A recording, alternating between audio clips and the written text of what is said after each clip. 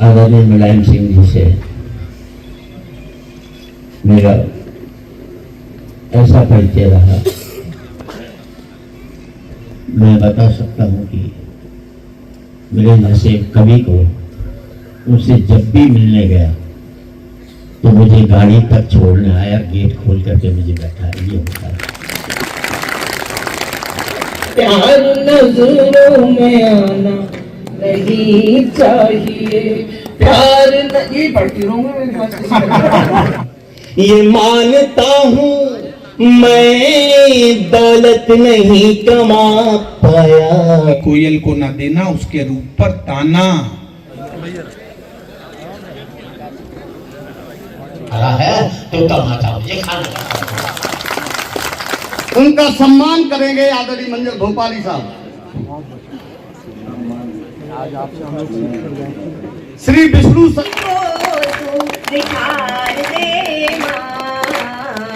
मैं आप सबको प्रणाम करता हूँ और बहुत शानदार कविताएं सुनने को मिली। बहुत बड़े देश के कवि सब मंच पर हैं और मैं आप सबको भी बहुत धन्यवाद देता हूँ। बहुत शांतमय तरीके से, बहुत ठीक तरीके से सभी कवि महानुभाव को आपने सुना। कविता एक ऐसी विधा होती है जो हर किसी के बस की बात नहीं है। ये प्रभु की देन है। सरस्वती इनकी जिह्वा पर विराजमान रहती तो हर कोई कवि नहीं हो सकता। भाषण दे के जो 1 घंटे में आप बात कहते हैं और आदमी के दिल में नहीं जाती है, वो एक लाइन में कविगण जो कहते हैं वो आपके दिल से नीचे चल जाए। इतना बड़ा फर्क होता है। इसलिए मेरा आप सबसे अनुरोध है, और दलीप जी से खास तौर से, कि हर वर्ष इस तरह के कार्यक्रम आयोजित करते रहें, क्योंकि जीवन से जुड़ी हुई, जीवन की जो वास्तविकता है उससे संबंधित बहुत ही अच्छी बातें कविता के रूप में लगभग सभी कवियों ने कही है। स्वयं शर्मा जी ने आखिर में सब बता दिया है कि हम कहां से कहां पहुंच गए। पहले माँ बाप के साथ रहते थे, अब माँ बाप हमारे साथ रहने लगे। इतना फर्क आ गया है। इसको बचाए रखिएगा। ये सारी चीजें आज कही हैं और छुक छुक वाली वो जीवन की जो फिलॉसफी है वो भी कही, और संपत जी ने, मंजर भोपाली साहब ने और संपत जी ने जो बातें कही हैं, ये बहुत सब काम की बातें हैं। और सरल जी जितने सरल हैं, कुछ लोगों को उतने ही कठिन लगते हैं, लेकिन ये लोगों को कठिन लगते रहें, शायद उनकी बुद्धि संभले और देश को ठीक रास्ते पर ले चलने की कोशिश करें। बहरहाल आप सबको बहुत बहुत धन्यवाद, प्रणाम। आपने आके यूनिवर्सिटी का सम्मान बढ़ाया। पार्लियामेंट तो पार्लियामेंट, लाल किले से भी झूठ बोला जा रहा है। तो मुश्ताक अहमद यूसुफी एक बड़े व्यंगकार हुए उर्दू के, उनका एक जुमला बहुत जोरदार है। बोले बोलने वाला और सुनने वाला दोनों ये जानते हो कि ये झूठ है तो ये गुनाह नहीं है।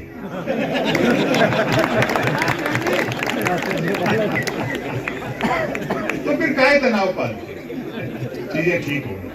दरअसल है क्या, बाजार पर चीन का कब्जा है और दिमाग पर अमेरिका का। क्या और पूरी दुनिया को क्या आप समझ रहे हो नेता चला रहे हैं?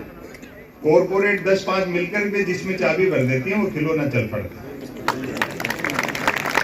अभी आप अडानी कह रहे हो, वो एलन मस्क आ रहा है। तब देखें आप, ब्रेकिंग न्यूज, मेरी इमेज ऐसी बना दी जैसे मैं मोदी जी का विरोधी हूं। जबकि व्यंग तो आप पर भी हुए, पहले की सरकारों पे भी हुए, आगे भी होंगे, ऐसा थोड़ी था। लेकिन इमेज ऐसी बना दी। मैं तो अगर ये कह दूं कि मोदी जी विकास के दम पर दोबारा जीत रहे हैं, लगातार जीत रहे हैं, तो भक्त लोग जूता निकालते हैं कि शर्म नहीं आती प्रधानमंत्री के बारे में झूठ फैलाते हैं। कोई नहीं, सम्मान में पाँव छू रहे हैं, वो चलता रहता है। तो एनडीए सरकार का गठन हुआ तो नीतीश कुमार जी ने प्रधानमंत्री के पैर छुए। तो कई लोगों को अटपटा लगा। मैंने कहा भैया गठबंधन की अपनी मजबूरी है, हो सकता है प्राइम मिनिस्टर ने ये समझौता किया हो कि खुले में आप मेरे छुओगे, अकेले में मैं आपके छूऊंगा।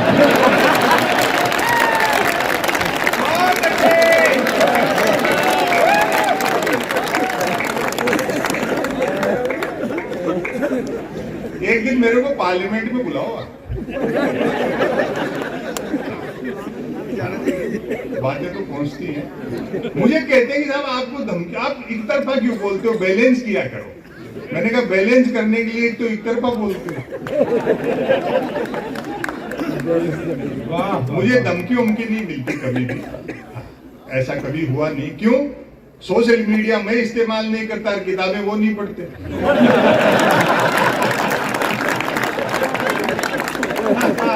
और कभी कभार कोई करता भी है छोटी मोटी बात तो मैं हंस करके टाल देता हूँ। आप लोग होमवर्क ले लेते हो, यही गलत करते हैं। वो जो फेसबुक पे जो आईटी सेल छोड़ रखी है ना, वो आपको होमवर्क देने के लिए कर रखी है। फिर आप झुंझलाते हो जब आप, अरे कुछ नहीं फर्क पड़ने वाला, वो जिस काम के लिए छोड़े वो तो हो गया उनका। हंस करके टाल, बात का मजा लो। और किसी भी डिक्टेटर से निपटने का एक ही तरीका है, हंसना। देखो फांसी तुमसे दो ही लोग लड़ सकते हैं, महात्मा गांधी और चार्ली चैपलिन। क्या बात, हंसना शुरू कर दो, देश में हंसना बढ़ा दो आप। अब तक तो चीजें ठीक हो जाती 10-11 साल, हंसने से काम ठीक होता। मुझे एक ने कहा, जब 2019 में जीते तब की बात है, गुजरात से फोन आया, उधर बढ़त मिल रही थी, बोले और सुनाओ क्या हाल चाल है। मैं समझ गया क्या कहना चाहता है। मैंने कहा हालचाल ठीक है और सुनाने का पैसा लेते हैं। बोले फिर जीत रहे मोदी जी। मैंने कहा अच्छा, हमको भी नया नहीं लिखना पड़ेगा, होमवर्क क्यों लेगा। एक दिन के इनकम टैक्स के अधिकारी ने, सुरेश शर्मा जी का ही वर्चुअल प्रोग्राम था, एक सच्ची घटना। इनकम टैक्स के अधिकारी ने कहा, बोले संपत शर्मा जी मजाक थी, बोले इतना तीखा मत लिखा करो वरना किसी दिन छापा वापा वाले भिजवा देंगे। मैंने बात संभाल ली। मैंने कहा साहब, एक हिंदी लेखक के घर में लाइब्रेरी में गबन के नाम पर प्रेमचंद के उपन्यास गबन के अलावा क्या मिलेगा। और अगली जो मैंने बात कही, मैंने कहा फिर भी ऊपर के दबाव पे जबरदस्ती फंसाएंगे, नहीं छापा वाले भिजवाओगे तो हम भी बीजेपी ज्वाइन कर लेंगे।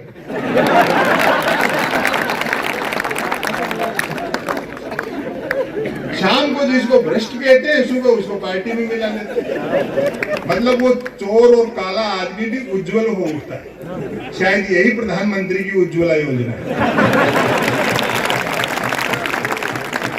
तो होमवर्क मत लिया करो। आप लोग भी देखो, एक आदमी को टारगेट करते हो, ये अच्छी बात है भाई। कुछ नहीं, प्रधानमंत्री की डिग्री पे सवाल उठाए, ये अच्छा नहीं लगा। जब सैटेलाइट लॉन्च होकर के अपनी कक्षा में स्थापित हो गया, धरती के चक्कर काट रहा है, फिर क्यों डिजाइन पे बहस कर रहे हैं। हालांकि बाद में पार्टी के दो बड़े नेताओं ने प्रेस कॉन्फ्रेंस करके बाकायदा डिग्रियां दिखाई, तब जाकर के इन विरोधियों के मुंह बंद हुए कि हमारे प्रधानमंत्री ने न सिर्फ एमए कर रखा बल्कि बीए भी कर रखा। और अभी पूछ रहे थे प्रवीण शुक्ला भाई, बोले क्यों, जब इतने पढ़े लिखे तो प्राइम मिनिस्टर मैट्रिक भी होंगे। ऐसा मत करो। एक मिनट,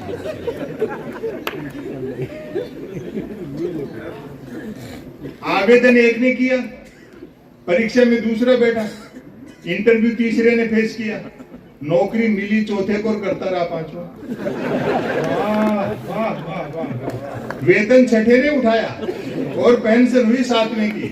बात का आनंद अब लोगे, जबकि सातवें की डेथ तभी हो गई थी जब पहले ने अप्लाई किया। ये कह रहे हैं करप्शन बंद हो गया, उसके तरीके बदले, फॉर्मेट बदल गया, चीजें वही हैं। मैं तो अभी पिछले दिनों दवा की दुकान पे गया, दरअसल तबीयत खराब नहीं थी, एक्सपायरी डेट की दवाइयों पे डिस्काउंट चल रहा था। वहां जाके पता लगा धनतेरस है, तो दुकानदार मेरा मित्र था, वो भी मजाक में उतर गया, बोले यार आज भी बीमार पड़ गए क्या। तो मैंने बात संभाली, मैंने कहा नहीं, दरअसल दो कारण से आया हूँ। एक तो आज धनतेरस है तो कुछ ना कुछ खरीदने का रिवाज है, और दूसरा आज के दिन पूरे बाजार में आप ही के सबसे कम भीड़ है। तो वो बोला ठीक कह रहे हो, दूसरे दुकानदारों की बिक्री देखकर मैं भी सोच रहा था कि एक दिन के लिए हम भी मेडिकल की दुकान के आगे थोड़े से बर्तन लगा लेते तो 2 पैसे ठीक से कमा लेते। वो सिंह साहब है 10 दुकान छोड़ करके मेडिकल वाले, वो तो दीपावली पे पटाखे बेचते हैं। बात का मजा लेना। मैंने कहा सिंह साहब के पास पटाखे बेचने का लाइसेंस है क्या? बोले लाइसेंस ही पटाखे बेचने का है, बिना लाइसेंस के तो वो दवाइयां बेच रहे हैं।